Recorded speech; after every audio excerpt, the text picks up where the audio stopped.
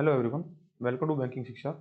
इस वीडियो में हम बात करेंगे जेईई के paper first Indian economy and Indian financial system में मॉड्यूल बी है economy concept related to banking. इसका चैप्टर 19 हम देखेंगे यूनियन बजट। और ये आपके मॉड्यूल बी का लास्ट चैप्टर है। अब नेक्स्ट चैप्टर से हम मॉड्यूल सी शुरू करेंगे। तो यूनियन बजट क्या होता है?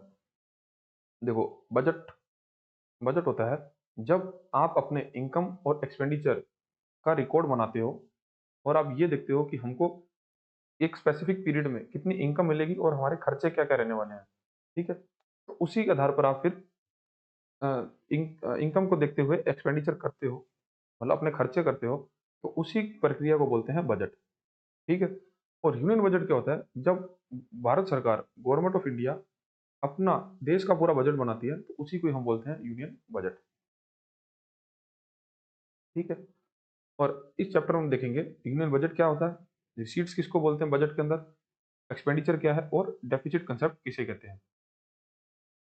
The Union Budget. The annual budget of the Republic of India is referred as the Union Budget. तो भारत सरकार का जो एनुअल बजट है उसको हम यूनियन बजट कहते हैं। It is presented to the parliament by the union finance minister, और फाइनेंस मिनिस्टर के द्वारा इसको पार्लियामेंट में पेश किया जाता है। Significant changes has been made to the budget process in recent year since 2017। 2017 से क्या हुआ है, बजट बनाने की प्रक्रिया में सिग्निफिकेंट चेंजेस हुए हैं। पहले क्या होता था कि बजट जो है वो फरवरी मंथ में लास्ट डेट पे निकाला जाता, लास्ट वर्किंग डे पे निकाला जाता था। जैसे अगर लास्ट वर्किंग डे 28 तारीख है तो 28 को निकाला जाएगा, और अगर 28 को छुट्टी है तो 27 को निकाला, मतलब लास्ट वर्किंग डे पे निकाला जाएगा था। और 29th डे की अगर है तो 29th डे को बजट निकाला जाएगा, ठीक है? The budget is presented on the first of February. तो 2017 से पहले तो बजट जो है फरवरी के लास्ट वर्किंग डे पे निकाला जाता था, लेकिन अब जो बजट है 2017 के बाद से 1 फरवरी को निकाला जाता है। इससे फायदा ये हुआ है कि सरकार को ज़्यादा टाइम मिल जाता है, ज़्यादा समय मिल जाता है जो वो प्लानिंग करती है एक्सपेंडिचर और रिसीट्स का, उसके अकॉर्डिंग चेंजेस करने का। A shift from the earlier practice of the last working day of February, this change allows the necessary legislative approval to completed before the new financial year begins in April 1st, ensuring the government departments to have allocated funds from the start of the year। तो इससे क्या है, सरकार को थोड़ा ज़्यादा समय मिल जाता है कि जो अलोकेशन वो फंड्स की करते हैं बजट के अंदर, तो वो उनके रिस्पेक्टिव डिपार्टमेंट्स को मिल पाए और उसके अकॉर्डिंग वो चेंजेस कर पाए। Another major reforms effective from 2017 was the merger of rail budget with the union budget, ending the early countrywide old practice to presenting them separately। तो 2017 से पहले क्या होता था, 2017 से पहले जो रेल बजट है देश का, रेलवे डिपार्टमेंट को जो पैसा अलॉट किया जाता है वो अलग से उसका बजट आता था, ठीक है? लेकिन अब 2017 के बाद दो बड़े काम हुए।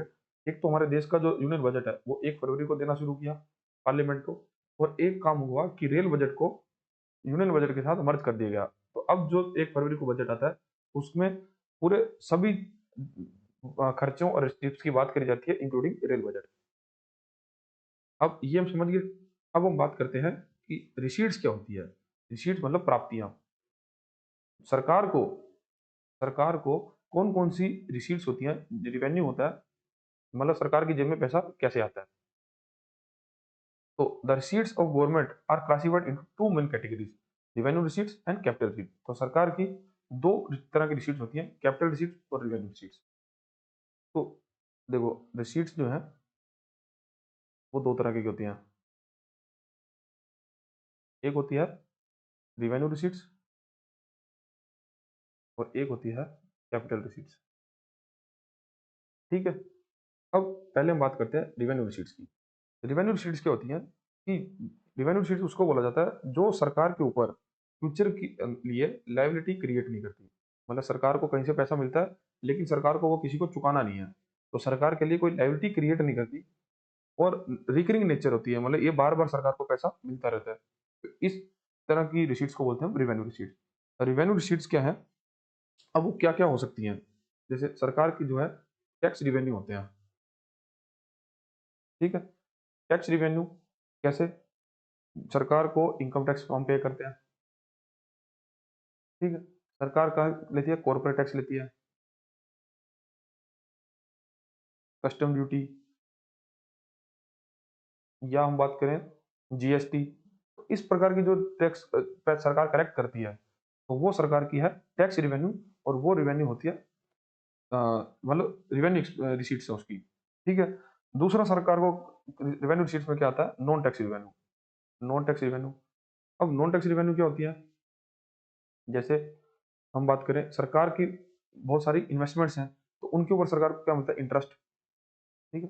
तो इंटरेस्ट सरकार की नॉन टैक्स है, और सॉरी नॉन टैक्स रिवेन्यू है। देन डिविडेंड मिलता है सरकार को, क्योंकि सरकार के पास बहुत सारे पीएसयू के अंदर शेयर है। ठीक है। तो वो उनको डिविडेंड पे करते हैं। या फिर कोई एक्सटर्नल जगह से, मतलब कोई दूसरा देश जो सरकार को ग्रांट दे देता है। ग्रांट मतलब कि फ्री का पैसा, आपको बस उसको यूज करना है। तो या कोई ऑर्गेनाइजेशन, विदेशी ऑर्गेनाइजेशन, या फिर कोई बाहर की कंट्री जब भारत सरकार को कोई ग्रांट दे देती है, तो वो भी सरकार की नॉन टैक्स रिवेन्यू है। और ये सब जो इनकम है, ये सरकार की जो इनकम है वो रिवेन्यू इनकम है या रिवेन्यू रिसीट्स हैं। ठीक है। अब इसके लिए ना सरकार को किसी को कुछ पैसा नहीं देना, मतलब सरकार की जो लाइबिलिटी है वो जीरो रहती है, इसमें लाइबिलिटी कोई क्रिएट नहीं होती। इस प्रकार की रिसीट्स होती हैं सरकार के लिए, वो रेवेन्यू रिसीट्स होती हैं। Revenue receipts are those receipts that do not create a liability and that are regular and recurring in nature, और जो रेगुलर सरकार को मिलती रहती है और रिकरिंग नेचर कहते हैं, मतलब बार बार वो मिलती है। अब इसमें वही बात, टैक्स रिवेन्यू, टैक्स रिवेन्यू सरकार को जो मिलता है, इसमें कॉर्पोरेशन टैक्स या जिसको कॉर्पोरेट टैक्स बोलते हैं, कॉर्पोरेट टैक्स बोलते हैं, जो कंपनी द्वारा पे किया जाता है सरकार को वो मिलता है। इनकम टैक्स सरकार इंडिविजुअल से लेती है। जीएसटी, गुड्स और सर्विस टैक्स, कस्टम ड्यूटीज, जो इम्पोर्ट गुड्स, जो विदेश से पैसा गुड्स मंगाते हैं उस पर सरकार लगाती है।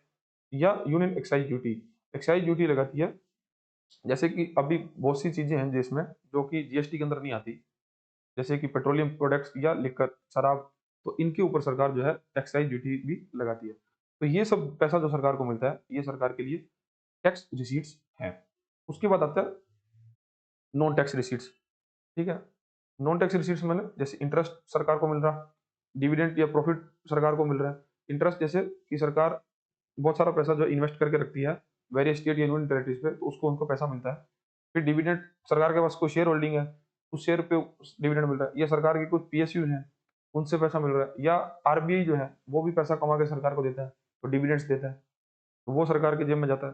फिर एक्सटर्नल ग्रांट्स, जो कि ग्रांट्स उनको फॉरेन गवर्नमेंट से या इंटरनेशनल ऑर्गेनाइजेशन से सरकार को प्राप्त होते हैं। या कोई other non tax revenue, other non tax revenue जैसे जैसे सरकार वेरियस पेनल्टीज लगाती है, फीस कलेक्ट करती है। जैसे कि आप देखोगे ट्रैफिक पुलिस है, ट्रैफिक पुलिस आपके चालान काटती है, तो वो चालान का पैसा किसके पास जा रहा है, सरकार के पास। ठीक है। उस तरह से, और अगर टोल टैक्स है तो वो सरकार की क्या फीस है। ठीक है। तो वो भी सरकार के लिए क्या है, इनकम, जिसको हम रिसीट्स कहेंगे। ठीक है। तो ये सब मिलके जो बनाती हैं, वो बनाती है नॉन टैक्स रिसीट्स सरकार के लिए। ठीक है। और टैक्स रिसीट्स की हमने ऊपर बात ही कर ही ली। और जब हम इन टैक्स रिसीट्स, अच्छा इससे पहले आपको ये बता दूं कि इस यहाँ पे कॉन्सेप्ट आता है नेट टैक्स रिवेन्यू का। अब टैक्स रिवेन्यू तो हम समझ गए कि टैक्स रिवेन्यू क्या होता है, ये जो यहाँ से सरकार कलेक्ट करती है, ये होता है gross tax revenue. Gross tax revenue. अब सरकार जो है ना, उसको चाहिए net tax revenue, net tax revenue. अब उसको निकालने के लिए ना, हमको ग्रोस टैक्स रिवेन्यू से कुछ चीजें जो है माइनस करनी होती हैं। तो सबसे पहले हम माइनस क्या करते हैं, क्योंकि सरकार जो है ना कलेक्शन कर रही है टैक्स का, तो वो टैक्स को पैसा सरकार को कई बार मतलब देना होता है। जैसे जीएसटी है, gross goods and service tax. अब गुड्स एंड सर्विस टैक्स में कुछ ऐसा पैसा है जो स्टेट्स का भी है। ठीक है। तो उसमें सरकार को हिस्सा देना होगा स्टेट्स को। ठीक है। तो स्टेट्स शेयर्स, जो स्टेट का हिस्सा, और माइनस कर देंगे, क्योंकि टैक्स कलेक्शन के अंदर सरकार लास्ट में क्या है, शेष लगाती है। आपने इनकम टैक्स फाइल करते हुए देखा होगा, सरकार जो है एक्स्ट्रा शेष लगाती है, टैक्स के ऊपर जो टैक्स लगता है उसको शेष बोलते हैं। तो वो शेष कुछ स्पेसिफिक पर्पज के लिए होता है, जैसे हेल्थ केयर के लिए हुआ। ठीक है। तो वो पैसा भी सरकार शेष का भी माइनस कर देती है।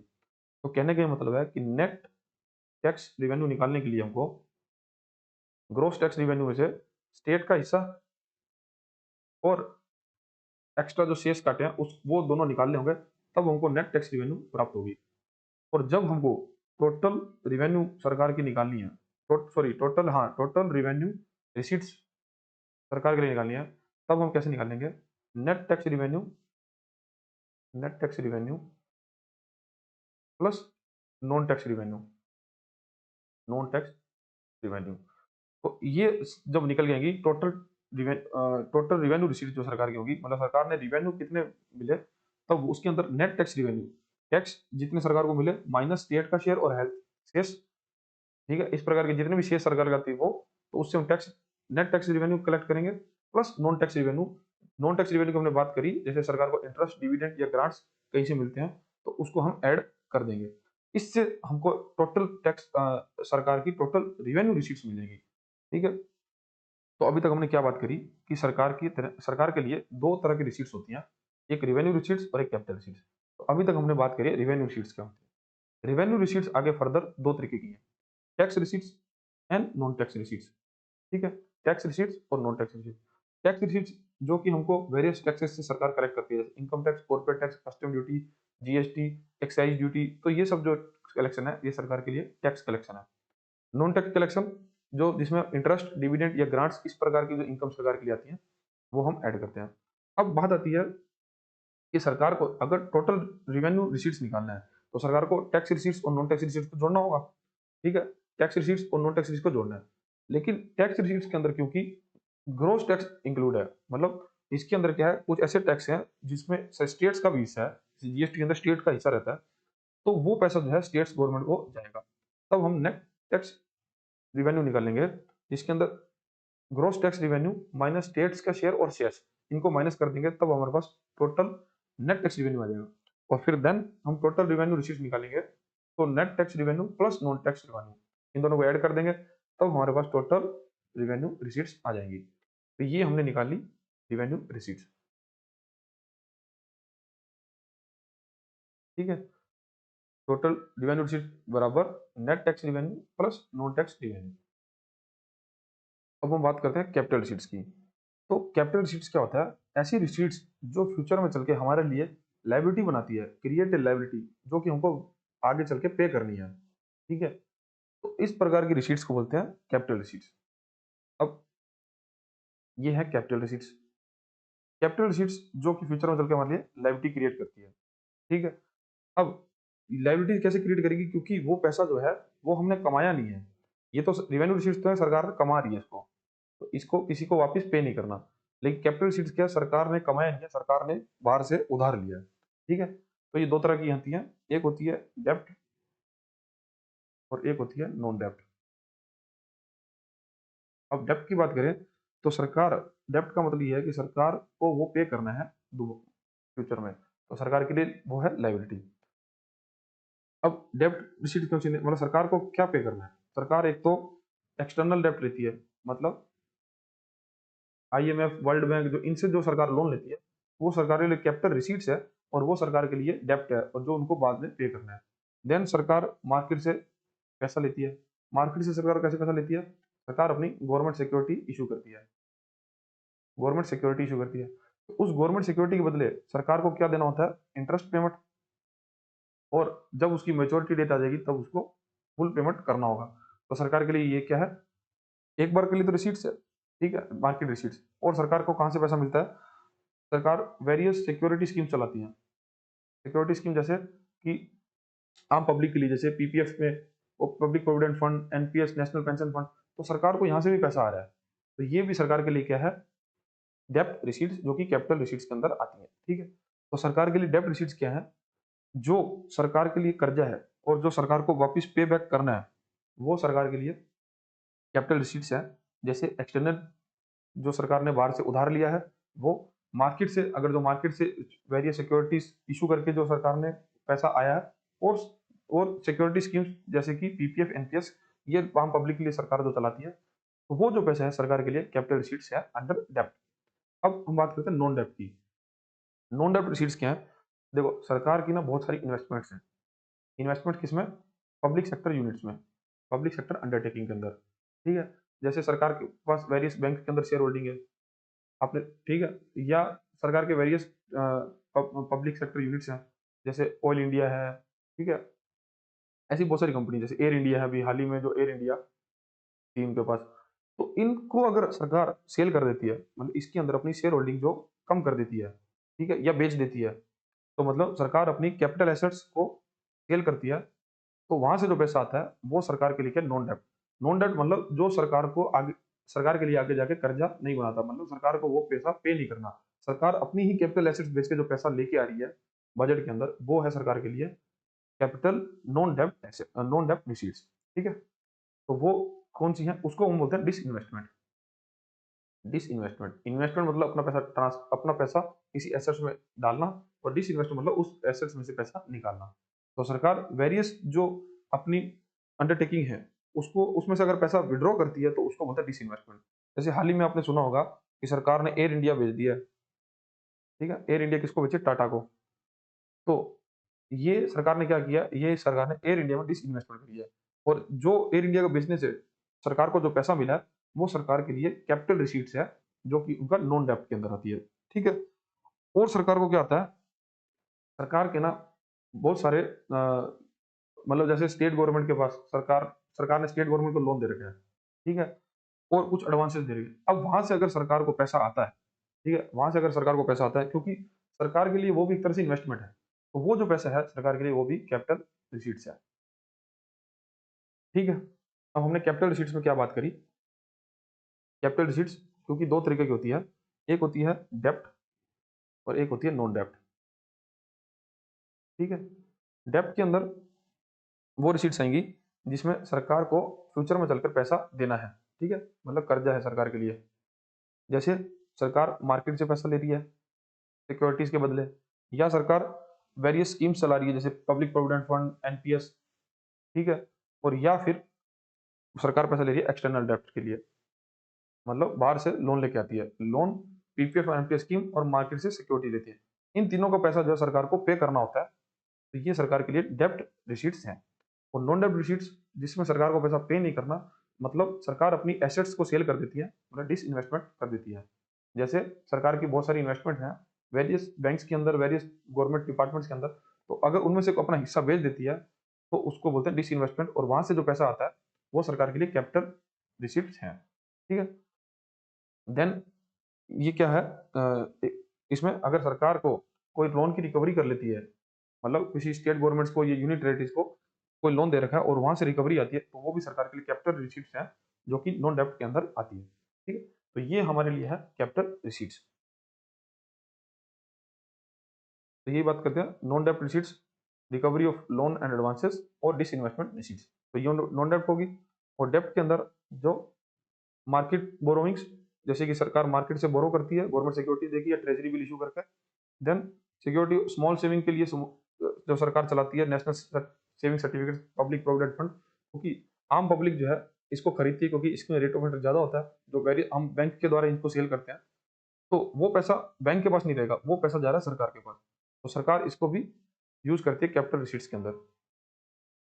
देन एक्सटर्नल डेट, जो सरकार बाहर से फॉरेन कंट्री से या फॉरेन इंटरनेशनल बॉडी से जो लोन लेती है, तो वो सरकार के लिए एक्सटर्नल डेप्ट है, कैपिटल रिसीट्स है। ठीक है, फॉरेन गवर्नमेंट्स इंटरनेशनल बॉडीज से जो लेती है, लाइक वर्ल्ड बैंक और आईएमएफ, तो वो सरकार के लिए एक्सटर्नल डेप्ट है।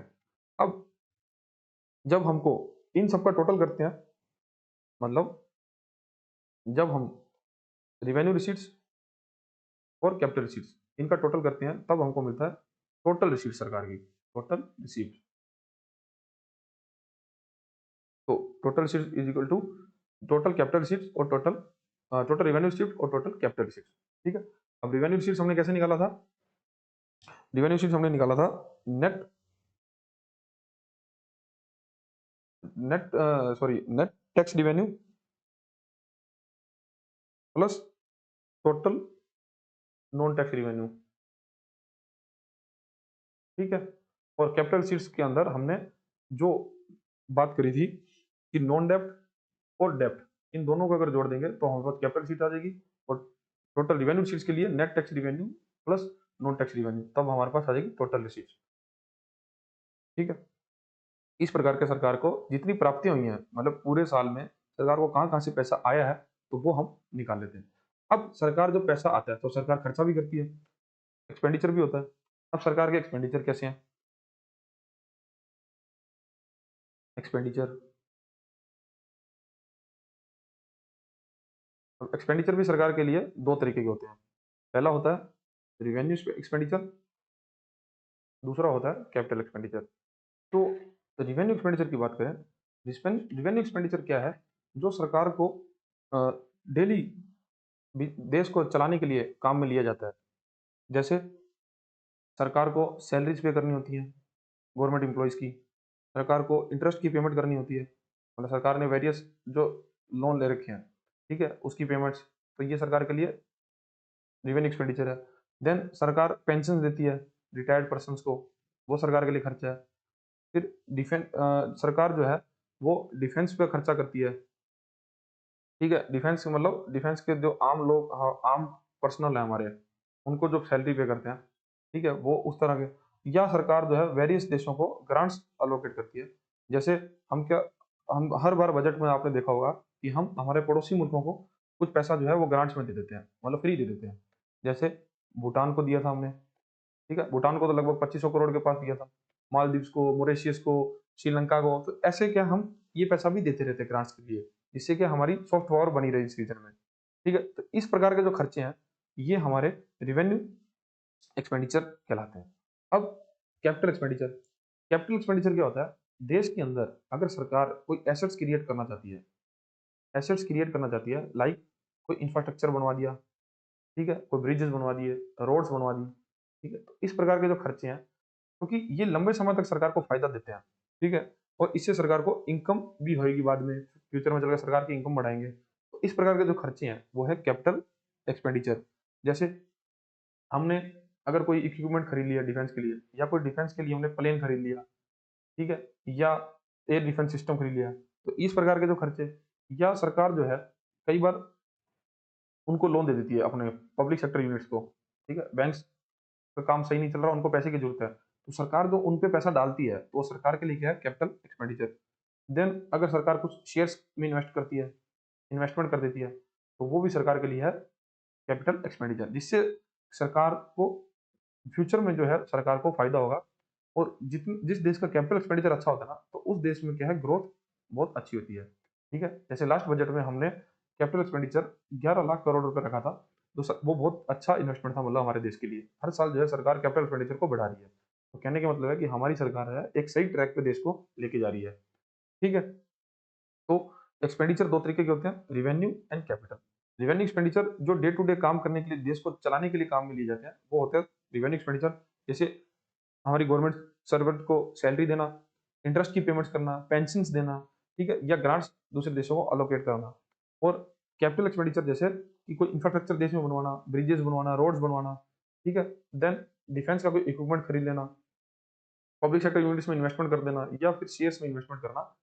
तो ये सब जो है कैपिटल एक्सपेंडिचर है, जो लंबे समय के लिए किए जाते हैं वो कैपिटल एक्सपेंडिचर, जो कम समय के लिए, शॉर्ट पीरियड के लिए किए जाते हैं, वो है रिवेन्यू एक्सपेंडिचर।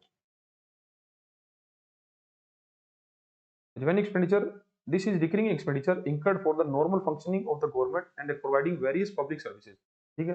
तो गवर्नमेंट को नॉर्मल फंक्शनिंग के लिए जो खर्चे हैं वो रिवेन्यू एक्सपेंडिचर है। It does not result the creation of any asset, और रिवेन्यू एक्सपेंडिचर से कोई भी देश में एसेट्स क्रिएट नहीं होती। जैसे इंटरेस्ट पेमेंट्स, सब्सिडीज, पेंशन और ग्रांट्स डिफेंस में जो रिवेन्यू एक्सपेंडिचर है, जैसे सैलरी टू आर्म फोर्सेस, ठीक है। तो इस प्रकार के जो खर्चे हैं वो रिवेन्यू एक्सपेंडिचर है। Then capital expenditure, this is the expenditure incurred for the purpose of creating long term assets or reducing liabilities। तो लॉन्ग टर्म एसेट्स के लिए जो खर्चा किया जाना है, या कोई हमारे देश पे लाइबिलिटी है, ठीक है, उसको खत्म करने के लिए जो हम कैपिटल एक्सपेंडिचर करते हैं। लाइबिलिटी जैसे कि हमारा मान लो वर्ल्ड बैंक से लोन चल रहा था, ठीक है, तो हमारे लिए लाइबिलिटी थी, लेकिन हमने अगर उसकी पेमेंट कर दी, तो हमने क्या, हमारी लाइबिलिटी खत्म कर दी, तो ये भी हमारा कैपिटल एक्सपेंडिचर कहलाएगा। then it is non recurring and contribute to the country's economic growth and development, ठीक है। तो ये कंट्री की इकोनॉमिक डेवलपमेंट के लिए और इकोनॉमिक ग्रोथ के लिए बहुत अच्छा रहता है। Example, construction of road, bridges, hospital and schools, purchase of machinery equipment for defence, या फिर loan given to the state and PSU और इन्वेस्टमेंट इन शेयर्स। तो ये प्रकार के जो खर्चे हैं हमारे कैपिटल एक्सपेंडिचर है। अब इसमें एक चीज ध्यान रखनी है आपको, जब हम बाहर से लिया लोन, एक्सटर्नल डेब्ट जो हमारा है, वो लोन की रीपेमेंट कर रहे हैं, वो लोन की रीपेमेंट कर रहे हैं तो वो हमारे लिए है कैपिटल एक्सपेंडिचर। लेकिन अगर हम उस लोन पे इंटरेस्ट पेमेंट कर रहे हैं, इंटरेस्ट की पेमेंट कर रहे हैं सिर्फ, तो वो हमारा है रिवेन्यू एक्सपेंडिचर। ठीक है, अगर पूरा लोन पे बैक कर रहे हैं तो कैपिटल एक्सपेंडिचर, और अगर सिर्फ इंटरेस्ट पेमेंट कर रहे हैं तो वो रिवेन्यू एक्सपेंडिचर। ठीक है, तो ये हमने एक्सपेंडिचर देख लिया, रिवेन्यू रिसीट्स देख लिए। रिसीट्स भी दो तरीके की, रिवेन्यू और कैपिटल, और एक्सपेंडिचर भी दो तरीके, रिवेन्यू एंड कैपिटल। ठीक है, ये हमने देख लिया। अब जो नेक्स्ट टॉपिक हमारा डेफिसिट कंसेप्ट। देखो डेफिसिट कब बोलते हैं, जब जब हमारा रिसीट्स जो है, जो हमारी प्राप्तियां हैं, वो हमारे एक्सपेंडिचर, जो हमारे खर्चे से ज्यादा है। मतलब हमारे पास पैसा कम आ रहा है लेकिन हमारा खर्चा जब ज्यादा हो रहा है, तो उस कंडीशन में हम बोलते हैं deficits. If deficits occur when expenditure exceed revenue, understanding different deficit concept is a key analogy of government financial health. तो डेफिसिट कंसेप्ट को समझने के लिए सरकार, मतलब सरकार की फाइनेंशियल हेल्थ को समझने के लिए हमको डेफिसिट समझना जरूरी है कि सरकार जो है कितने घाटे में चल रही है। तो जो हमारे डेफिसिट्स हैं, ये भी दो तरीके के होते हैं, revenue deficit and fiscal deficit. Fiscal deficit, ठीक है। अब इसको हम देखते हैं क्या होता है। Revenue deficit, this is the excess of revenue expenditure over revenue receipts. जब रिवेन्यू एक्सपेंडिचर हमारे ज्यादा है रिवेन्यू रिसीट से, तब हम उसको बोलेंगे रिवेन्यू डेफिसिट। अब रिवेन्यू डेफिसिट हमने, रिवेन्यू एक्सपेंडिचर हमने पढ़ा ही था ऊपर कि जैसे इंटरेस्ट की पेमेंट करना, सैलरीज पे करना, पेंशन पे करना, तो वो हमारे रिवेन्यू एक्सपेंडिचर। रिवेन्यू रिसीट जैसे हमको टैक्स मिलता है, देन नॉन टैक्स इनकम जैसे इंटरेस्ट, डिविडेंड, तो इस प्रकार की जो इनकम है वो हमारी रेवेन्यू रिसीट्स होंगी। तो कहने का मतलब है कि हम जो हमारे देश में टैक्स और वेरियस पेनल्टीज, यहाँ से जो पैसा कलेक्ट कर रही है सरकार, और सरकार जो खर्चा कर रही है डेली ऑपरेशंस के लिए, तो वो सरकार का अगर ज्यादा होता है तो है हमारा सरकार जो है रेवेन्यू डेफिसिट फेस कर रही है। रेवेन्यू डेफिसिट का फॉर्मूला है revenue expenditure minus revenue receipts. ठीक है, A revenue deficit indicates that the government regular income is insufficient to meet the day-to-day operating expenses. तो सरकार के जो रेगुलर इनकम है वो सरकार के किए जाने वाले डे टू डे खर्चों के लिए बराबर नहीं है। It implies the government is using borrowing capital receipts to finance consumption expenditure. तो इससे ये पता चलता है कि सरकार जो है डेली कंजम्पशन को, डेली खर्चे को पूरा करने के लिए कैपिटल सीट्स का यूज कर रही है। तो कैपिटल सीट मतलब जो सरकार एक्सटर्नल लोन लेकर काम कर रही है। ठीक है, which is generally consider physical unhealthy. तो ये जो है हमारे देश की इकोनॉमी के लिए बहुत ही खराब सिचुएशन है, मतलब अनहेल्दी है। अब एक कंसेप्ट आता है effective revenue deficit. Effective revenue deficit क्या होता है, ERD. This is the revenue deficit minus grants given to states for creation the capital asset. अब सरकार क्या करती है, कई बार जो हमने देखा कि सरकार कई बार स्टेट्स को ग्रांट्स में पैसा दे देती है, मतलब फ्री में पैसा दे देती है कि सरकार, अब वो जो स्टेट्स गवर्नमेंट है वो कुछ डेवलपमेंट करें। ठीक है, तो क्या, तो यूनियन गवर्नमेंट जो है वो फ्री में पैसा दे देती है। तो जब हम ईआरडी निकालते हैं, इफेक्टिव रिवेन्यू डेफिसिट निकालते हैं, तब उसमें क्या करते हैं, जो हमारा रिवेन्यू डेफिसिट निकल के आया, जो हमारा रिवेन्यू डेफिसिट निकल गया उसके अंदर से हम माइनस कर देते हैं जो पैसा हमने स्टेट गवर्नमेंट को दिया रिवेन्यू कैपिटल बनाने के लिए, मतलब कैपिटल एसेट बनाने के लिए। मानो गवर्नमेंट, भारत सरकार ने बिहार गवर्नमेंट को पैसा दिया, ठीक है, इसके लिए कि आप वहां पर ब्रिज बना लो। ठीक है, अब भारत सरकार ने फ्री में पैसा दिया बिहार गवर्नमेंट को कि आप ब्रिज बना लो। ठीक है, अब बिहार गवर्नमेंट क्या बनाएगी उसे, ब्रिज, तो सर बिहार गवर्नमेंट की हो जाएगी कैपिटल एसेट्स। ठीक है, लेकिन भारत सरकार ने तो फ्री में ग्रांट दे दिया, तो भारत सरकार की होगी रिवेन्यू खर्चा। अब जब हम ये देखते हैं कि हमारा देश रिवेन्यू डेफिसिट फेल कर रहा है, मतलब जो हमारा रिवेन्यू एक्सपेंडिचर है वो रिसीट से ज्यादा है। ठीक है, लेकिन ये तो हमको दिख गया रिवेन्यू डेफिसिट जब हमने कैलकुलेट किया, लेकिन जब हम इफेक्टिव रिवेन्यू डेफिसिट कैलकुलेट करेंगे, तब हम रिवेन्यू डेफिसिट में से स्टेट्स को दिया गया पैसा, जो ग्रांट्स हम देते हैं वो माइनस कर देंगे, तब हमको एक्चुअल इमेज पता चलेगी, एक्चुअली हमारा देश जो है कितना रिवेन्यू डेफिसिट पे खड़ा है, मतलब गवर्नमेंट ऑफ इंडिया, अकेली गवर्नमेंट ऑफ इंडिया कितने रिवेन्यू डेफिसिट पे खड़ी है। ठीक है, इसका formula revenue deficit minus grants for creation of capital asset significant, मतलब sorry, grant for creation of capital asset to states. ठीक है, तो या ये भी हो सकता है कि हमने कई बार ग्रांट जो है बाहर किसी देश को दे रखी है। ठीक है, तो वो भी सर हमारे लिए एक तरह से खर्चा है, रेवेन्यू डेफिसिट, रेवेन्यू एक्सपेंडिचर है। जैसे यहाँ पे हमने बात करी grants to the states and foreign government, तो फॉरेन गवर्नमेंट्स को भी जो ग्रांट दिए तो वो भी हम माइनस कर देंगे। इससे हमको इफेक्टिव रेवेन्यू डेफिसिट मिलेगा। It is introduce to made a clear picture of the government consumption expenditure as it separates out those grants revenue demands that are ultimately used to asset creation at the state level, क्योंकि वो पैसे को भी हम government state level पे use करते हैं, तो एक तरीके से क्या वो देश में ही पैसा लग रहा है। लेकिन जब हम देखते हैं कि ओवरऑल हमारी भारत सरकार कितने रेवेन्यू डेफिसिट करी है, तब हम ईआरडी कैलकुलेट करते हैं। अब आता है फिस्कल डेफिसिट। रेवेन्यू डेफिसिट में देख लिया, अब है फिस्कल डेफिसिट। फिस्कल डेफिसिट का मतलब है कि total expenditure over total receipts including excluding borrowing. देखो फिस्कल डेफिसिट, फिस्कल डेफिसिट क्या होता है, हमारा जो टोटल एक्सपेंडिचर है, टोटल एक्सपेंडिचर जिसके अंदर हम रेवेन्यू और कैपिटल दोनों को ऐड करते हैं, minus total expand total income, जितना भी पैसा हमको आया, चाहे वो रेवेन्यू है चाहे वो कैपिटल है। अब इसके अंदर से हम माइनस क्या करेंगे, ये टोटल इनकम में से माइनस क्या करेंगे, बोरोइंग। जो बोरोइंग है मतलब जो हमने उधार लिया है, कहाँ से, एक्सटर्नल इंस्टीट्यूशन से, लाइक आईएमएफ, वर्ल्ड बैंक, या फिर हमने किसी दूसरे देश से उधार लिया है, या ADB bank, Asian development bank, NDB, national development bank, इस प्रकार के इंटरनेशनल बैंक से जो हमने उधार लिया है, वो सब बोरोइंग जो है हम माइनस कर देंगे। तो फिस्कल डेफिसिट कैसे निकलेगा, total expenditure minus total income minus borrowings. ठीक है, या हम यूं कहें कि fiscal deficit is equal to total expenditure minus revenue received plus non डेप्ट कैपिटल रिसीट्स। और नॉन डेप्ट कैपिटल मतलब बोरोइंग्स नॉन डेप्ट के अंदर जुड़ी नहीं होती, क्योंकि डेप्ट कैपिटल जिसमें बोरोइंग्स है और नॉन डेप्ट कैपिटल जिसमें बोरोइंग्स नहीं है। तो फिस्कल डेफिसिट का फॉर्मूला हो गया, एक तो ये total expenditure minus total receipts और माइनस बोरोइंग्स, या total expenditure minus revenue receipts, जो रिवेन्यू रिसीट्स हुई है, और नॉन डेप्ट कैपिटल रिसीट्स। ठीक है, तो दोनों तरीके से इसको लिख सकते हैं कि हमको रिसीट्स मतलब मोटी मोटी बात यह है कि पूरा जितना खर्चा सरकार ने किया है उसके अंदर से हमको बोरोविंग छोड़ के बाकी जो हमारे एक्सपेंडिचर है उसको, जो बाकी जो हमारी इनकम है वो हमको माइनस कर देनी है, सिर्फ बोरोविंग छोड़ देना है, क्योंकि बाहर के देश में जो पैसा लाया वो हमको ऐड नहीं करना। इससे हमारा निकलेगा फिस्कल डेफिसिट, राजकोषीय घाटा। The fiscal deficit is the most important indicator of the government financial position.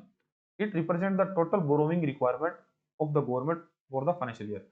तो इससे हमको ये पता चलता है कि सरकार को, क्योंकि फिस्कल डेफिसिट हमको ये बताएगा कि अभी बजट हमने बना लिया, अब बजट के अंदर हमको सरकार यही बताएगी कि हमको और कितना पैसा जो है वो बाहर से बोरो करना पड़ेगा कि हमारी जो खर्चे हैं उसको मीट करने के लिए, क्योंकि सरकार के खर्चे तो ज्यादा है।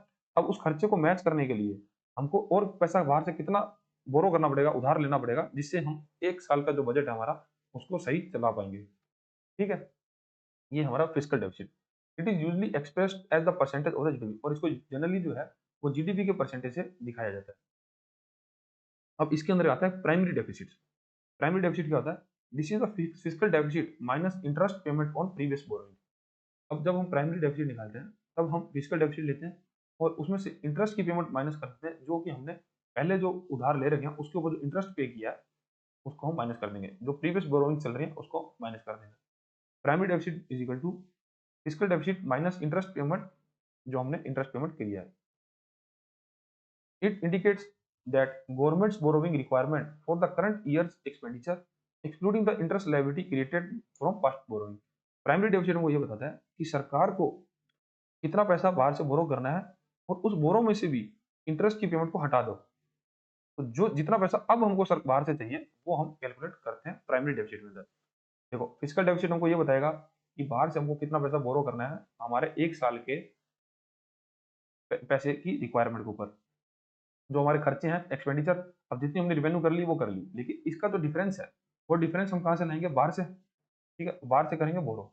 अब बोरो करने के अंदर क्योंकि हमारे खर्चों के अंदर इंटरेस्ट पेमेंट जो है वो ऐड की हुई है कि हमको जो पुरानी बोरोइंग्स में इंटरेस्ट पे करना है, तो अब जो हम बाहर से बोरो करना चाहते हैं उसके अंदर से भी वही सेम इंटरेस्ट को हम माइनस कर देंगे अब उस इंटरेस्ट को माइनस करने से ये पता चलेगा कि अब हमको एक्चुअल कितना पैसा बाहर से मांगना है। ठीक है, a zero primary deficit means the government only need to borrow pay the interest on its existing डेब्ट।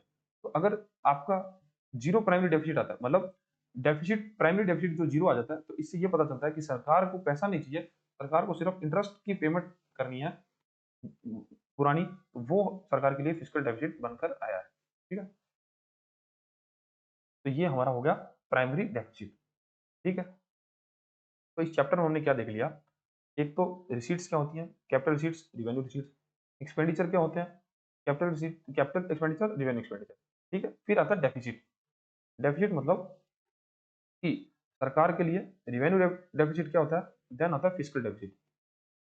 रिवेन्यू डेफिसिट मतलब total revenue expenditure minus revenue income, तो हमारा रिवेन्यू डेफिसिट आ जाएगा। फिस्कल डेफिसिट मतलब टोटल एक्सपेंडिचर जो जितने हमारे हुए हैं minus revenue receipts plus non tax receipts, non tax capital receipts. ठीक है, सॉरी नॉन टैक्स नहीं, नॉन डेप्ट, बिना उधार के जो कैपिटल रिसीट्स हुई हैं वो हमारा माइनस कर देंगे। ठीक है, तो ये हमारा आ जाएगा फिस्कल डेफिसिट। मतलब आपको इतना ध्यान रखना, फिस्कल डेफिसिट के अंदर जो बाहर से बोरो करके पैसा ला रहे हैं उसको हमको माइनस नहीं करना। ठीक है, फिस्कल डेफिसिट हमको फिर ये बताएगा कि हमको इस साल का बजट को, खर्चे को मैनेज करने के लिए हमको जो पैसा बोरो करना वो कितना है। ठीक है, और फिर इसके बाद आता है प्राइमरी फिस्कल डेफिसिट। प्राइमरी के अंदर हम क्या करेंगे कि सिर्फ हम इंटरेस्ट की जो पेमेंट कर रहे हैं पुराने लोन को भरने के लिए उसको माइनस कर देंगे, तब हमारा प्राइमरी फिस्कल डेफिसिट आ जाएगा। ठीक है, तो ये चैप्टर हमारा खत्म हो गया। लेकिन अब ये जो है, ये मैं आपको ये दिखाना चाह रहा हूँ कि सरकार, भारत सरकार जो है वो 2024-25 के बजट में उन्होंने क्या एस्टिमेट लगाया था, और अब जो नेक्स्ट बजट आने वाला है, जो नेक्स्ट 25-26 का बजट है, उसमें सरकार ने क्या बजट पेश किया है।